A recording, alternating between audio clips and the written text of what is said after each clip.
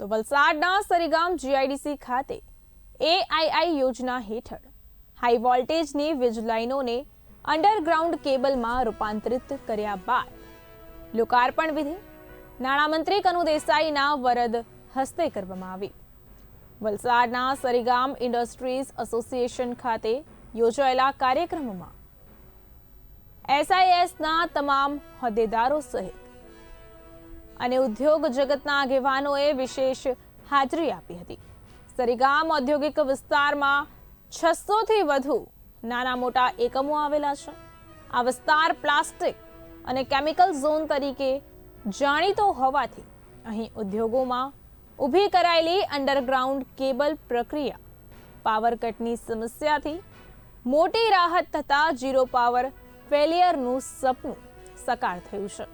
ત્યારે કેબિનેટ નાણામંત્રી કનુ દેસાઈએ વર્ષો જૂના કેબલોને નવા કરી અંડરગ્રાઉન્ડ કેબલોમાં રૂપાંતરિત કરવા ખાતરી આપી હતી, જેમણે પૂરી કરી છે।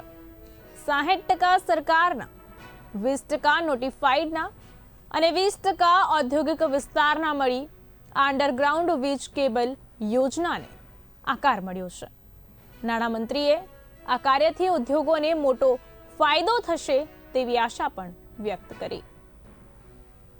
જ્યારે સમગ્ર વિશ્વ એક સ્થાયી વિકાસ એટલે કે સસ્ટેનેબલ ડેવલપમેન્ટમાં આગળ વધી રહ્યું છે, ત્યારે વીજળી એક સૌથી અગત્યનું પરિબળ છે।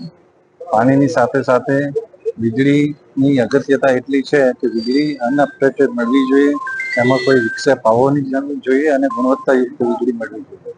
આજે સરીગામ ખાતે લગભગ 35 કરોડના ખર્ચે અંડરગ્રાઉન્ડ કેબલિંગ જે કરવામાં આવ્યું છે, એ ફક્ત ને ફક્ત ગુણવત્તાયુક્ત વીજળી દરેક ઉદ્યોગોને મળે, દરેક ઉદ્યોગોના ઉત્પાદન પ્રક્રિયામાં વિક્ષેપ ના આવે અને સાથે સાથે એમની પ્રક્રિયા સરળ રીતે ચાલે અને વીજળીનો ખર્ચ પણ ઓછો થાય એ હેતુથી ગુજરાત સરકાર દ્વારા અને સરીગામ એસોસિએશન સાથે મળીને પીજીવીસીએલે આ એક પ્રોજેક્ટ સંપૂર્ણ રીતે પૂર્ણ કર્યો છે।